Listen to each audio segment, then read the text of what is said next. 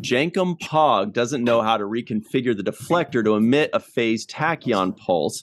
Dr. Noam orders Vice Admiral Janeway to drink a cup of coffee, and the crew of the USS Protostar plays charades. Hello, everybody, and welcome to The Seventh Rule with Cirroc, Lofton, and Bonnie Gordon. Yay! Hello. Today we're doing my name's Ryan T.S. Today we're doing a review of Star Trek Prodigy Season 1, Episode 18, Mindwalk, directed by Sung Shin, written by Julie Benson and SHAWNA Benson. We have two very special guests here today. What do you know? What a coincidence. Julie Benson and SHAWNA Benson. Hello, and thank you so much. Yay. Hi. Hello. We're big fans of you guys, so it's a pleasure to be here. Thank you for asking us. I want to clap really loud, but I know I'll peak my microphone. Cirroc, since they already said that they're fans of ours, can we finally admit that we're huge fans of theirs? Yeah, we're fans of yours as well. Yeah. We're loving it. We're really enjoying this show. Mutual Admiration Society. It's such a good show. And every time I sit down and watch this, it's like I'm so into this show. It's like, this is really, as much as, it's not a cartoon. It's like an animated show. And, and that's really what I get out of it. It's so much suited for all age ranges. So I feel like no matter how old you are watching the show, you get something out of it. So that's a big lovely. testament to you guys. Yeah. I think you almost forget that it's animated. I forget it's animated. I'm just like, this, yeah. Yeah. I think, obviously we have to credit the Hagerman brothers, Dan and Kevin, for, setting forth the mission. They are the captains of our little writers room ship. And so they are the ones who say, we want this to be accessible for everybody, whether you're a Trek fan or not, whether you're 7 or 70, we want everyone to find something that speaks to them in the show. And again, that goes across all nationalities and races. And so I think it's, IDIC is a huge component, I think, of Prodigy in terms of talking about how we assembled the colorful cast of characters, That was immediately evident too. Sorry, Cirroc, but that was immediately evident when you were just even releasing the imagery of Prodigy before the first episode. We got to see diversity of cast, not just in the traditional sense, but just big and small and machine and biological and purple and orange, and it was just such a great start and such a great idea. But I'm sorry, what were you saying, Cirroc? No, I was going to say before we started recording, you were telling SHAWNA that your mom made that sweatshirt for you, that Star Trek Next Generation sweatshirt. And 90s. That's one of the many novelization book covers. That's an original. That's an original one right there. Yes. I can't wash it too often because otherwise I will lose all of the paint. It doesn't get worn. Right. So it doesn't get worn much, but it fits. So that's my question, really. As growing up as a Star Trek fan, and now working in Star Trek, how much of it do you feel like is a responsibility to carry, like the torch, or how much is it just pure fun to be doing something that you love to watch? Yes. Obviously, when we met the Hageman brothers, we've been working in live action. That's been pretty much our career up to this point, except for a couple of years that we wrote comics for DC. So, for us, it was like, we don't know if we want to write animation. It was more we didn't know how. We thought there would be some other way to do it. Yeah, it would be too different. Yeah. Maybe we wouldn't be able to pick it up very quickly. And the great thing was that they were they reassured us about it. Like, no, we want to write this like any other show, and as far as we know, there's nothing really to be done different except for the fact that we're going to write it and then you're not going to see it for about 2.5 years. Yeah. It's a lot longer than live action. Absolutely. Yeah. So it's interesting because I think that's actually happening more now in live action as shows get like written and then they go to production after. But for us, it was a totally new experience. We're used to being on a set and working with actors and, you know, being in post-production. And so all of this happening during the pandemic, of course, we didn't have the ability to sort of see the project through after we were done in the writer's room, even though we had, you know, we were also producers on the show. We got to see some animatics now and again, and a few things were screened, which was really exciting. But I do think that the pandemic limited the ability to really, you know, I think do any more than what we were, you know, I mean, we did a lot. I'm not saying we didn't do anything, but, you know, do more than we thought we would be doing. So kind of a weird answer to that. But yeah, Julie and I both loved Star Trek growing up. Huge fans. I definitely felt like it was important that Star Trek fans love what we were doing. And I think, you know, you guys have talked to Aaron and others, and clearly that was a very important piece for us, that we were being true to the spirit of the franchise and the show, and that where we were doing things differently, it was because we had the ability to tell certain types of stories or use certain types of characters that are just really very difficult to do without it costing enormous amounts of money in live action. Absolutely. Like, I think one of my favorite things in the show is like just the Borg episode where we get to show other assimilated creatures and species, because you didn't really get to see that on the live action. They couldn't afford it. It's expensive. You got to put people in makeup and double makeup. And so that was exciting in the room to even break some of that. That was fun. So those sort of things of thinking outside the box, which we had to learn very quickly on comic books too, that, oh, we don't have to worry about a production budget. We can just write whatever. I know artists hate that, but you do have to worry about a production budget in animation. Yes. But the possibilities are a lot greater in terms of expanding. You know, when we write for live action, it's like, well, you probably can't have a helicopter crash in every episode, or you can't really have a full-blown space battle in every episode. Right. But or this actor doesn't physically look like this, so there's no way even makeup-wise we can do this. But it's like, you know, take Riley. Doing Rock Talk. It's like there's no way to make her that in live action. Make a lot of concessions, for sure. Exactly. I love it. Yeah. I think it's really cool that the Hageman brothers are working with the Benson sisters. And isn't that funny? I feel like is there any sibling rivalry? So I'm going to ask you the same question that I asked them. Who got who into writing? And Star Trek. Oh, that's an interesting one. I mean, we'll credit our parents with getting us into sci-fi fantasy first. That's fair. I definitely was writing a lot. Julie was a stealth writer. Like, I didn't know she was doing a lot of like writing on her own until we sort of realized that we were pursuing our careers here in LA. And I came here specifically to become a writer, and she was going to become a producer. And she said, I don't want to be a producer or an executive that has never written a script. Right. And so maybe let's write something together. Yeah. And I was like, yeah, that sounds like a fun thing to do. Let's do that. And it was just, you know, it just worked out in a way that I don't think either one of us anticipated when we sort of started. Julie, is that because you didn't want to work on producing stuff that you didn't really like or have a passion for? No, it was just I was giving notes to writers, and I'd never done the hard job of trying to write an entire script. And I'd done bits and bobs. And you've been to film school. I went to film school, and I'd written, you know, odds and ends shorts, but not an entire script. So when Shawn was taking courses, I was like, well, let's try to write something together. It'll be good practice for me. And then the first thing we wrote actually had traction. And so for us to become professional writers, that's sort of the story. But we were both writing fanfic, and we would write little plays that Doctor Who episodes we would do in our basement and record, and there's some Star Trek commercials and all this stuff when we were little. So so much real nerd stuff, real official nerd stuff. I would do that too, but I'd like perform it for my sisters. Like they weren't allowed to write it with me. I'm like, no, sit down. You're watching this. You're the audience. And they were like, oh gosh, here goes Bonnie again with her play, her one woman show of chaos. Yeah. So Julie, two sides of the same coin for us, I guess. Yeah.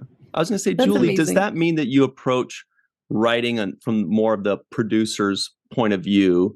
and Shauna, you approach writing from more of like, say, more of a creative aspect, like the creative aspect versus the practical aspect, or have you both just kind of blended into?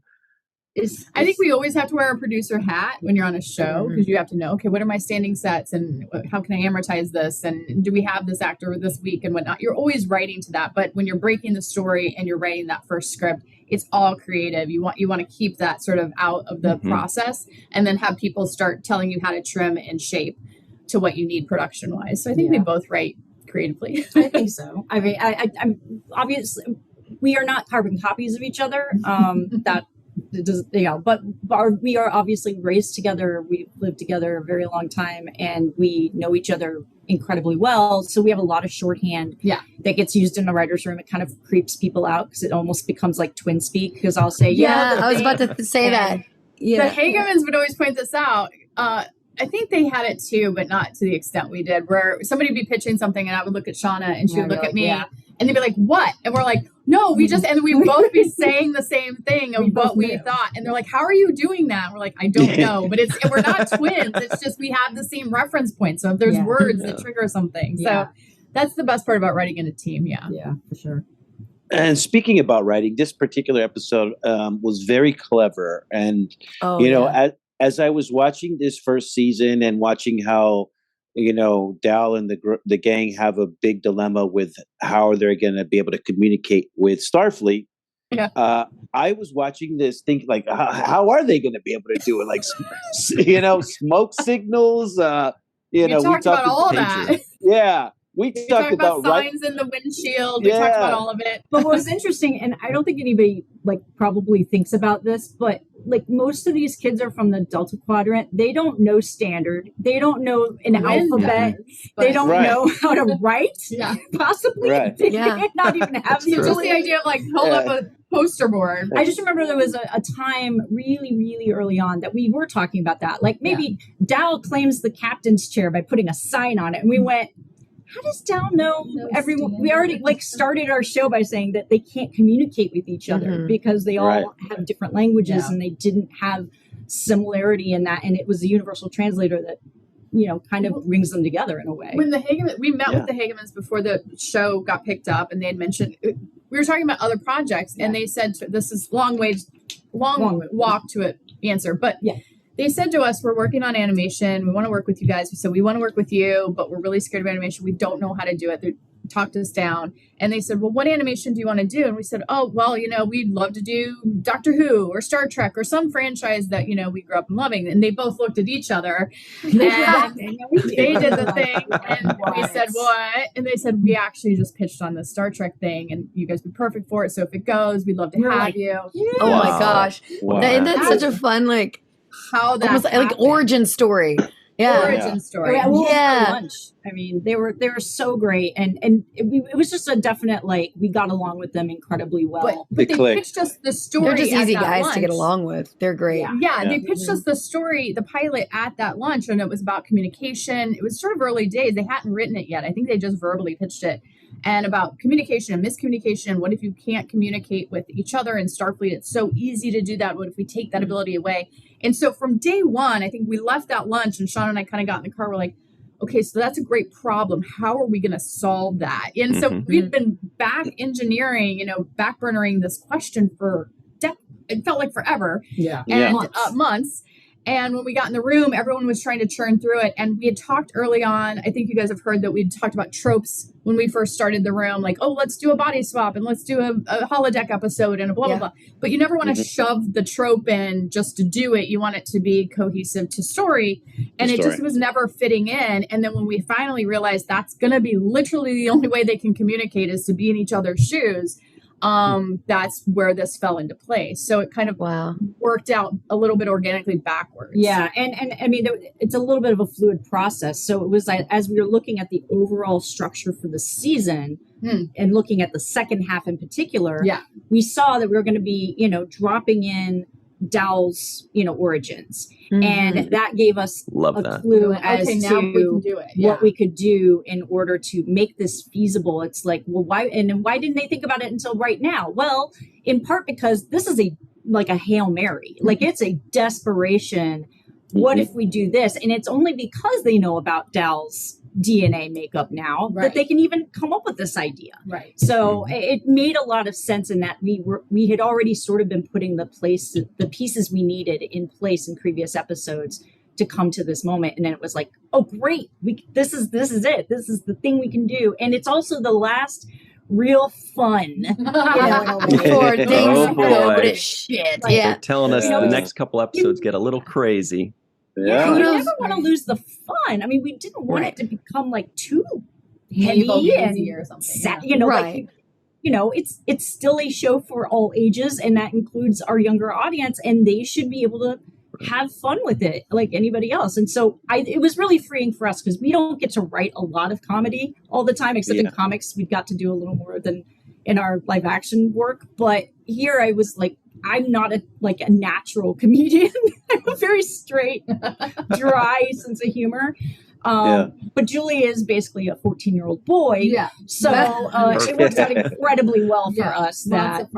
Speaking of that, kudos to the writing. I think one of my favorite elements of this entire episode was Dal in Janeway's body trying to like play off like, hey, Starfleet person, and like just just them communicating through each other, through each other's bodies was so funny. And also, like, again, kudos to the voiceover actors for Kate Mulgrew is incredible. Getting to play Dal's. We asked Bonnie because we weren't there for your guys' records, and we asked Kevin Theames.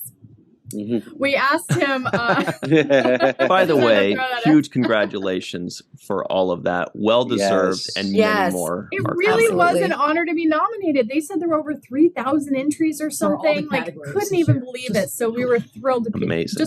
And we were nominated when there was only 10 episodes out of our show. Hey, you know what I mean? We'll be back next year. Like you have to keep that in consideration. Some of these shows have been going on a little bit longer and have a little bit more. I think tread, is that the word I'm looking for? Or street cred or whatever. Brand new. Exactly. I know that show. Where did it come from? We asked the Hagemans, we said, now, it was pretty clear to us that Kate must have recorded her lines and Brett recorded his, and they swapped so they could hear each other. And they're like, absolutely, they did that. So that also helped them with the performance, I think, was sort of helping each other. Like, this is how I would say it. I was wondering about that because they really nailed it. And I hate to say, but like, I was especially shocked by how well Kate delivered this. But then at the same time, Brett Gray does have the intonations and the cadence of Kate. And so that's how that's brilliant. I just thought that I pictured that they just watched every single episode and seen that the other person was in. And by the way, can I just say, a poo-poo platter? Can I just say that when I first started watching this and I saw what was going on, my first thought was, I would have never had the temerity to tell somebody like Kate Mulgrew, okay, stay with me. We're going to have you playing a teenage boy, okay? And because who knows if an actor is going to be able to portray that so beautifully. We had zero doubt. She did it. We're like, come on, well, she's amazing. She's amazing. We were like, it's gonna be. We were so excited to see the episode because, like we said, we wrote this 2 years ago, 3 years ago. I don't even know at this point. 100 years ago, and seeing the animators make them as goofy and silly as what we had all come up with in the room. We weren't sure if it was going to be as silly as it was. And I was so thrilled that it was just as ridiculous as we talked about in the room. Yeah, I mean, we knew that Kate would be able to do this. And I think, honestly, it was just, we had to kind of, I'm assuming the Hagemans mostly had to do this work, but we all had to build the trust with her by giving her great stuff to do in the previous 17 episodes, or 16 anyway, with one line at the end of the first one. Trust us. So that she would feel like she would be comfortable to do the things we were asking her to do. But I really think that most people have not paid enough attention to Brett's work on the show, in part because Dal is such a jerk when you first meet him. He's just so and you're like, oh, arrogant. He's fantastic. He's fantastic. He's great. Actor. Really great. But I mean, he has really such good levels. Embodied the character in the ways that we talked about him. Dal was always a challenge for us because we knew that was a tough arc to overcome that sort of that attitude that he has. But we all knew what the emotion was under the attitude, and that once we could get him, you know, more comfortable with the other, you know, the others in the crew, that would come out. And letting him have that arc that's about himself. And we had to turn over a big card in this episode, which of course was he's an augment. He might the augment stuff. Yes. Yeah, that was like, oh my gosh. It felt like almost a tinge of racism, and like, you know, like I felt absolutely. I felt that he was excluded. Other. It was awful. Yeah, excluded from everything. And I was just like, wow, this guy, he hasn't done anything to deserve that. And that's where you start to feel real empathy for him. And now I will also say that I enjoyed several moments in this episode. One in particular was when the hologram Janeway meets Dal as Janeway. Oh yeah, yes. And my favorite there's scene. that heart-to-heart conversation with Janeway to Janeway. And actually, Dal changes, you know, because in the animation, which was a great director's choice. I was like, wait, when did this happen? And I went back and I just saw the smooth transition it was so smooth that I had missed it. And then I had to go back. Yeah. Beautiful writing and beautiful directing as far as just, I really felt the intimacy of that moment. And it felt like Janeway was having a heart-to-heart with herself almost. I just loved it. Yeah. That was maybe our favorite scene to write in a lot of ways because, you know, we're obviously huge fans of Kate. She's a huge inspiration to us. And so getting to write the scene where we get to see, you know, Admiral Kate and a younger version of her that we all came in to know and love, and getting them to talk in a scene was just epic. And somebody pointed out there's actually four Janeways in that scene. Yeah, well, there's 4 Janeways in the episode. No, but 3 in that scene because they have the Chakotay if you think about it. Because Kate's playing Admiral, she's playing Hollow Janeway, but then she's also playing Dal as the Admiral, and then she's playing Dal as the Admiral trying to be the Admiral, so actually trying to be Janeway. Yes. So she's like doing like 2 levels down of like trying to be herself, which means she gets to be larger than her normal performance. But yeah, like in that scene, you do have 3. You've got Hollow Janeway, you've got the flashback, or flashback, it's the blog. Yeah. It's the full account of what happened to Chakotay. And that was something that we knew that was going to land. Another card we needed to get this out before the finale. Yeah. And, you know, we're doing a lot of fun, silly things, but we knew we also had to balance it with these really big emotional moments between those 2 characters, and then of course the Diviner and Admiral Janeway Dal. So I mean, that was the scene I loved. That's the scene. Yes, I was going to bring that up. The Diviner scene, because Dal as Janeway says, you know, I would protect my daughter too if I were you. Like there was a moment where the villain in this thing does an act of good, which is a character trait that I like. And good, I think it's just a good writing tool to have a villain be layered. They did that on Deep Space Nine. Not doing what you'd expect too. So not doing what you'd expect.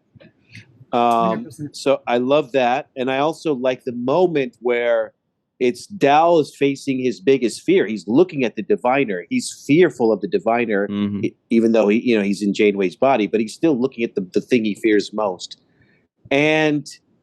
And then there was a connection there. Dal was like, you know, you're trying to protect your daughter, and I get it. Like there was a moment where he was like, I get where you're coming from type of moment. And I thought that was another special moment in this episode that made me think, wow, this is so complicated. This is like not just very complex. Yeah. Well, and it's also like, I love how he says, like, I would do anything to protect Gwen too. And it's just like just that one moment of the Diviner going, wait a minute, you know, he called her Gwen. Yeah, exactly. It just, little couples of moment where Dal could tell he was telling the truth, that this guy was not, there had no reason to lie, and he was definitely feeling a new emotion for his daughter. And as a lot of people have not caught yet that episode. He calls her his daughter, whereas he's been calling her progeny for almost the entire season. It's amazing what a brain wipe can do from a Medusan. You know, like he kind of just got a reset. It's kind of nice. You know, it was like going to a spa. You know, decompressing, coming back and be like, hey, you know what? I've rethought my life decisions, and I'm ready to do yoga. Yeah, I'm ready to intense therapy to sort of himself of some baggage. But I did some meditation, self-reflection, you know, the typical Tuesday things. I'm picturing him like doing yoga or something. Complicated villains, I think, are really important all the time. But I think also, especially when you're writing for a younger audience, it does not, you know, you never want to talk down to your audience ever, regardless of what age they are. And a one-note villain is a way of simplifying things for kids that don't need that simplified. Look, he's a bad guy. He kicks a dog. He's and well, the thing are complicated. Yeah, and the thing we talked about a lot was that, you know, ultimately, what does the diviner want? He wants to save his planet. He wants to save his people. You cannot be 100% evil and have this intent to try to save millions of people. So there is empathy there. There is caring there. But his methods and what we've seen his actions have been really abominable, right? And so that paints him in that light. So now you strip that away where he doesn't have that, you know, that baggage with him anymore. And he's seeing Starfleet for what it is. Janeway has saved his life, essentially, pulling him out of Tars Lamora. They're even now. And so, of course, he's a little conflicted about what he's going to do. He still wants to save his people. That's really super important to him. But it also allowed him to see Gwen differently, you know, as no longer just a tool, a means to an end, right? She is his daughter. She is his offspring. And that's... I think the thing Dal finally gets to see in that scene, because the last time he saw the Diviner was going to leave their butts on Tars Lamora and go. So basically, he was going to kill them. So it is a huge shift for them. They have no idea that he has gone through this change. I wonder if Dal will mention it to Gwen in the next episode. I don't know. Hey, that's not fair. You know the answer. We have to wait a minute. Yeah, wait a minute. I mean... There's a lot going on in the I honestly don't remember. I'll have to go back and look. I know he does. He has to, right? He has to. Now, I don't know this, but because this is the first time I've seen it, maybe you guys can correct me, Ryan, too. The merged warp bubble idea, that seemed new to me. Like, I had never seen that before. I can answer that. Here he goes. All right. Actually, our good buddy, Mr. Don Crandall, reminded me last night, because that's what we do, us nerds. We stay up late at night and then we yip, all about the episode. In Enterprise, Star Trek Enterprise, Trip Tucker, was it the Columbia and the Enterprise? It was another one of the ships. And they merged their bubbles, and he did like a little fireman's pole or something. It was something like that. That's the only one I remember. I gotta go back. Yeah, no, that was a specific reference, and that one is an Aaron Walkie special. I will give him credit for that one, just because he knew Enterprise like inside and out. Like he knew. Like I can quote chapter verse on TNG, DS9, Voyager, but Enterprise was your Enterprise. I fell out slightly after the first 2 years, so I didn't know. Like I caught up to it finally, but I did there were still bits where I couldn't remember. It was an idea in the room. Aaron said, I think they did it in Enterprise, and we definitely triple checked with our Dr. Aaron to make sure that we could merge more bubbles. And once he said yes, we're like, great. Yeah, it's in canon. We can do it. By the way, I did want to mention another ship, because whenever there's like a whole bunch of ships that show up at the end of an episode, us nerds, I'm like, pull up my glasses and I start like pausing and freeze frame, because I'm like, there was a ship that I was like, I know I'm going to see this in here, and it was this ship. I'm going to show everybody right here. I had to zoom in on it. I think we know this one right here. It looks like the Defiant right there. Yes. See, this is Gwen and Rock Talk. How'd that happen, huh? How'd that get there? Defiant class in a long time. How did that get there? Someone dropped a Defiant on the floor. Right. Now, they correctly probably said Defiant class. We don't know for sure. We don't know if it's the Defiant itself. It's several years later. Maybe it is. Yeah. Maybe it's just Defiant class. But very happy you included that. Nice nugget. Yeah, I think every ship is out there. I think they've got them all. They've got a lot. I love we that wrote all of them. went so deep. I don't know what they're. All the ships. All the ships. Show up. Yeah. You'll get a ship. You'll get a ship. You'll get a ship. I remember before we left the room and wrapped on the room, the storyboard artists had really just come on board. They were starting to do the character design, so we didn't get to see a lot of it before we were done. But one of the guys that we met, and I feel terrible because I wanted to confirm this and I forgot, but he was like the guy who was doing all the ships. Oh yeah. He was like helping with the Protostar design, and he was just so excited into the ships.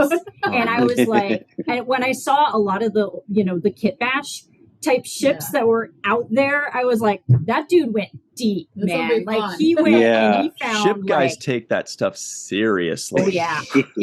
That is my blind spot. I will admit that the ships. That's my blind spot. It's like cars. Cars are like, is it a bubble car? Is it red? I don't know. And that's stuff that's for us because like we watch it and we see what the animators and what the director has done. It's incredible. And it's just astounding because there are things that we can put suggestions in the script essentially of what we want to see or what we think it is. But then, like you said, that transition between Dal and Janeway was perfectly executed. Oh, that one was great. It totally worked. Yeah. We always knew we wanted Admiral Dal to be spitting out coffee. Oh, we knew that had to one was. I love that it was the doctor's orders. It's like doctor's orders that you drink. It's like Janeway's not herself. Quick, someone pour a cup of coffee. Like it's a cure for everything. That'll fix her. It's like turning her off and back on again. Like quick, someone fix that. I know it is. Someone fix She Janeway. needs a Snickers. Yeah. I'm so I also love to drink coffee. I can't do it. It tastes like dirty hot bean juice to me. So like I am like Dal, I would spit it out. Julie sees the coffee in the nebula. She's like, no, thank you. I don't need that. French nebula. people call it sock juice. They say American coffee is because they drink espressos, and so they see these big watered down things. More Euro. Okay. Yeah. I'll do that. Yeah. I like the line where Janeway says, "My brains are fine." Yeah. I think for us it was like, Dal might have tried to go along with it. Smarter than we're portraying. He just went through a body swap. Like, and nobody told him that was going to happen. He's figuring it out on the fly. Anybody. Right. I challenge anybody to hold it all together right into perfectly in heels. Oh no, I would be completely panicked. I feel like I love how he was walking. I love him walking in the heels with his little feet, his little ankles falling. I also love because here's why it's so important and why I love that so many of the writers on the show are actual Trekkies, because you can add things like this, like just Janeway throwing that with Dal throwing that little comment of, "Oh, I was once turned into a salamander. A salamander. Yeah. This is nothing. Like this is a walk in the park. You know that type of thing." You were breaking the internet with that line. I was like, know what you were doing there. It's so great. We always knew in the room we wanted to mention it. Like we're like, come on, we can't do this show and not mention the salamander. It's too funny. It's too funny. It's great. And then we tried to figure out other episodes where it might land. It was sort of this magic topic that we couldn't figure out where it would fit nicely and not feel shoved in of like, let's get the salamander thing in before the show's over. And in this, it totally worked perfectly. Yeah, because you didn't want it to be forced or anything. Yeah. Right. If you're going to do a reference, I mean, and obviously Lower Decks does a lot of references. They're really great at it. But if you're going to do something like that, we wanted to make it as organic to story as humanly possible, because otherwise it just sticks out too much. I feel Lower Decks gets away with a lot more with that because they are considered more of a parody in my view. I mean, yes, they do have good story and they are, canon and in that regards that they are, part of Star Trek. But I feel like, again, it's a little bit more on the parody side to where they're referencing things to get the laughs, where Prodigy, on the other hand, is referencing things to continue the story or to show that these characters are actually who they are and who they say they are. Yeah. And like showing experiences that Janeway has actually gone through, throwing those little Easter eggs out, just the coffee drinking, just the fact that hologram Janeway drinks coffee, like from the very beginning, from like episode 3, when she first grabbed it, I was like, well, this is Janeway. I think that's one of the key things that we really love about the show too, is that, you get a laugh on the same thing from the two, like the older adults watching and the kids. Yeah. So they're laughing at it, but they're laughing for very different reasons. Right. You know, the kids are laughing at that because the idea of her having been turned into an animal at some point is just funny, right? A kid thinks about that and it is silly. And an adult thinks about it and they know the context. They're like, oh, this is an awkward episode. It's like, let me tell you about Tom active Paris. salamander. Yeah. So, I mean, that's the kind of stuff that makes it feel like you're executing well on the concept. Absolutely. Oh. I also think it was clever. Sorry, go ahead. Yeah. No, I thought it was clever because this whole time we've been waiting to see Dal. Dal has this desire to be in Starfleet, and absolutely. And now he actually in this episode is in Starfleet. You know, whether not in his body, but he's cosplaying. He's LARPing. Yeah. Yeah, but you can see like it was like, oh wait, it's a lot of pressure to not only just be in Starfleet, but literally be an admiral, and everybody, all eyes are on you, and you know what do we do next? Adult eyes are on you. All of a sudden, you're like. The crew's reaction was the best, especially when on the bridge where he's like, oh yeah, let's do this, and then we'll do the pew pew pew, and they're just all looking at each other like, what in the world? Yeah. I think it was not planned, but it was a great coincidence in a way that the previous episode, Dal's holodeck, fantasy is that he's on a pirate ship because he has a crew that respects him. And so here he literally walks into an environment. Admiral Janeway, and they're looking at him, and he honestly chokes. Like he just can't do it because he wants to. Those are big shoes to fill. But heels, big heels to fill. Big heels to fill. Yeah, it's funny because we love Freaky Friday, the original one with is it Jodie Foster? Yeah. And but we were bigger fans of Quantum Leap. So whenever we got the body swap episode, we're like, let's just do the Quantum Leap episode. So this title was originally Quantum Leap for a long time. And then they did the show. Really? So now it's like, oh, yeah. I think there was clearance issues. But we thought it was so perfect on a sci-fi level of a quantum leap outside the thing. And anyway. Oh, that's perfect. But like a spacewalk, Mindwalk, I really love what y'all, the title of the show, how it works. Yeah, it's great. It does work. And also the idea of completing like this circuit so that you have to be able to, the idea of the touching and then shooting the phaser. I thought those were just all clever, really cool ways for, kids to learn how to problem solve. And I think that's one of the main things that I get from watching this show is watching kids not only figure out their identity, but also learn about problem solving and, how to deal with emotions and situations. So those are the lessons that are subliminally left through the episodes that you walk away feeling good about as an adult while watching it. I say, oh, this is the kind of show that Speaking I want my kids to watch. Yeah. My favorite, I think, again, everyone knows I'm a Rock Talk fan, was when Admiral Dal goes, you're going to make a great science officer one day, and Rock Talk just goes and hugs. I'm like, oh, because then you get to see Admiral Janeway, yes, in Dal's body, but you get to see that she's actually seeing who these kids are, and like they're not criminals. They were honestly just trying to save Starfleet and that own stuff. So now it's seeing that Admiral Janeway is getting a relationship with them. It was in that little moment with Rock Talk. Yeah. It was such a fun moment to write too, because we knew how sweet it would be and how sweet Rock Talk is and how loving and caring, and she's a hugger. And I just absolutely, think that's so sweet, because I guess I never pictured Janeway as a big hugger. So I think it's really sweet that she just sort of lets it happen. And I think that she built that relationship with Hollow Janeway. Yes. And so she feels like she knows her. She feels like, I mean, it's kind of a natural extension of that. Right. And she knows Dal. So, it's sort of like she gets the best. It's like a 3-for-1 hug, really, when you think about it. Like, what a deal. What a deal. I know. I want one of those Rock Talk hugs. Oh my gosh, me too. I want a Rock Talk. Might hurt though, wouldn't it? It's kind of clunky. She's not spiky. She's not really spiky. Not craggy. She's craggy, but she is. Spiky. She's also very young, Ricard. So soft. That can soft change. rock.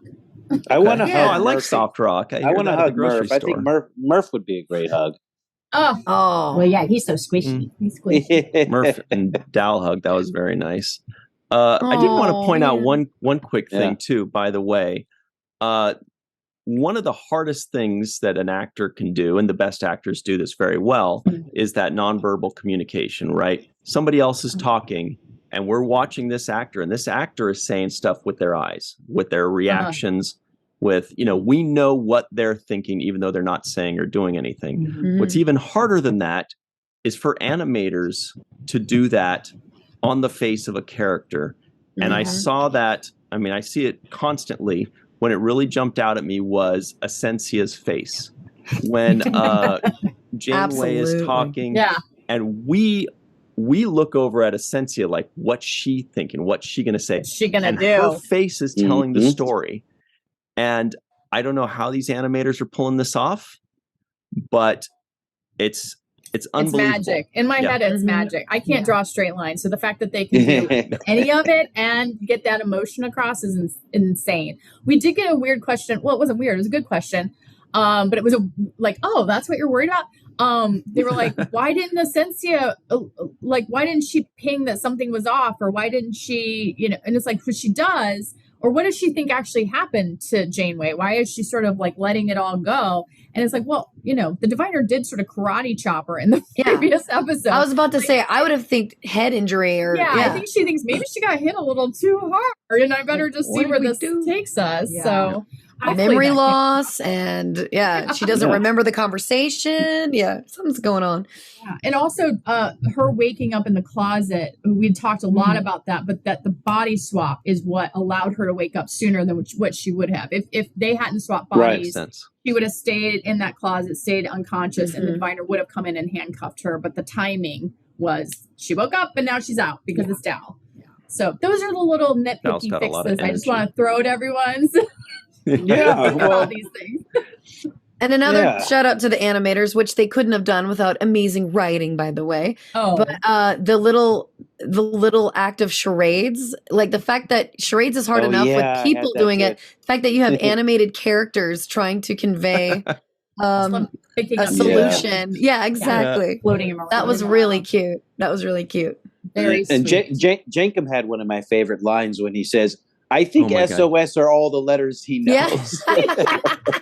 No, he killed me when he says, when Rock Talk says, oh, can you just reconfigure the blah, blah, blah? He's like, yeah, sure. Why not? Sure, beep, boop, beep, boop. Ha, Jacob doesn't know how to do that.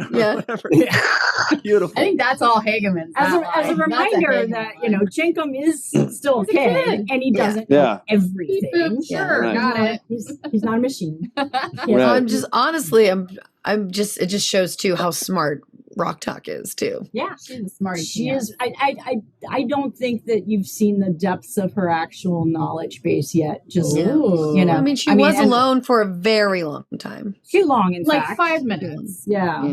This is another question just for the writers. When you are writing, do you change the characters at all based on the actors that are portraying the characters? I was wondering that too today. Yeah. Do you see the actor that comes in and plays Rock Talk and say, you know what? Because they're like this, I think I'm going to tweak the character just slightly a little bit this way. We had again the either luxury of ignorance or I don't know what the opposite of that would be, but we didn't know who was going to play most of these characters except for Kate. They were in process of casting. I know when we were still there, we knew that a young child would play Rock Talk. Right. That was that was the hope. Thing always we hoped and knew was that we would have a child playing a child. So in this big body. So we knew the comedy of that was going to be there, but I don't think. No, because we didn't have the luxury of hearing even a lot of it before we were wrapped in the room. And then maybe for second season, maybe they're doing something to, sort of fit those personalities a little bit better. But no. Yeah, Kate's voice is really the only one that you could really channel. And Shauna would do the scratch. And we had to, when Bonnie talks about doing the scratch records and stuff, Shauna got to be Janeway because she was the one who could they just kept designating me as Janeway. And so that's great. Do my best Janeway impression, which is actually terrible. Well, that's okay. If it makes you feel better, I had to do mine for Kate They were like, do my voice. And I was like, she's like, do it. Let me hear it. And I'm like, this is how I get left behind. But it was great to kind of have her in your head already. Oh yeah, so that was what the cadence is for the lines, right. and also too knowing that the range of what she did in Voyager. I mean, she was Bride of Chaotica, and she was, she played super straight-laced and straight woman, and then there were times where she did sort of be goofy, unwind a little bit, and so you're able to see that, like in her Fairhaven holodeck stuff, So I mean, there's a lot of fun that she got to have as that character. So that's the other reason we weren't really too worried about her looking at this and going, all right, let's do it. I think having Janeway on Prodigy was the best decision ever made, because I feel like once that was released, that information was released, I think anyone who is skeptical, I know some people are still skeptical of Prodigy because they think it's a kid's show, but anyone who was kind of like on the fence about watching it, that immediately sold them right away. It's like, wait, more Janeway? Universe, exactly. She's kind of I think we can talk about it now, that whenever they were pursuing Kate Mulgrew, there was just this back and forth. I think she was in New York and we're in LA. And so there was a lot of back and forth. And the writers in the room, the girls especially, because we had a lot of female writers in there, we said, why don't we write her a letter and tell her how much she means to us? And, maybe it would, we didn't think it would sway her opinion. We didn't think she wasn't doing it. It was more like, let's just make her feel comfortable that we have her back. Appreciation. And so we all stayed late and we wrote this really touching letter to her. It was like 5 of us. Lisa Schultz Boyd, us, Deandra, Emac. And we wrote a collective letter, and then we each had little paragraphs of how we first met Janeway and what she meant to us and why we did what we did. And we assumed she got it. We were told she got it. So it's the one thing we haven't sort of cornered her about, of like, did you get our letter? But well, I have a copy of the letter right here because she advanced us for this interview. It's amazing. There's doodles in there. I think kind of after we wrote that, like, I think the therapy of that was us saying, even if the show isn't seen by anyone and everyone hates it or whatever, we will feel like we got to tell her how much that character meant to us as women. So that's really important. That's so beautiful. Like, you got me all teary-eyed, and it wasn't an eyelash. Like, I'm legit. Like, that's really special, y'all. Seriously, it's really cool. Yeah, so we only have. She got that letter. We only have about a minute left or so. But I did want to say very quickly that there's got to be something. I don't know if you've had the chance to stop and think about this or talk about this, but there's got to be something very magical in knowing that there are going to be people someday that are going to come up to you and say, because of you, I'm a Star Trek fan. And you know that's going to happen, and you know it is happening. And you are actually it's already happened, I guarantee you. Inside of you're creating that bug inside of people right now, and you're changing lives. And I don't know if you've had a chance to really let that sink in, but it has happened, and you're going to see that happening in your life at some point. It's got to be amazing. I will cry if some girl comes up to me and I'm like 90. I don't smoke. Like some husk of a woman. And she's like, I'm now a STEM scientist because of Star Trek and Rock Talk or whatever. I mean, that would be a thrill. But again, it's such a collective effort. We can't, yes, we realize the responsibility and we took it very seriously, but it's also such a group effort that it's hard to take it only on ourselves, obviously. Like, I mean, it's the whole writing team, the whole animation team. It's a good kind of collective. It's a good collective.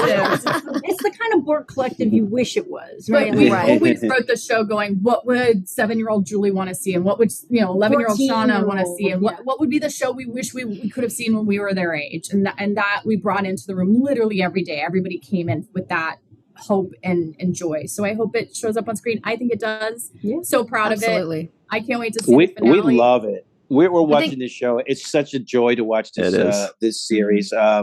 Every time I sit down to it, it ends too fast for me. I'm like, it's over. That's the biggest. We crammed so much story into those episodes. Absolutely, like 2 minutes. Yeah. Mm-hmm. But thank you for watching it and giving it so much love and attention. And we'll nitpick all day. So if anyone wants to hit us up online, we're happy to go deep. Love it. But thank you very much. Yeah. Thank you. And obviously that everybody else is recognizing it because you guys are, Emmy nominated. And it's not just us that feels special about this show. So congratulations. Keep doing the great work. And we love that you came on the show to talk to us about it. Thank you. We're sad that our work there is kind of done now. That was our last Star Trek episode, I think.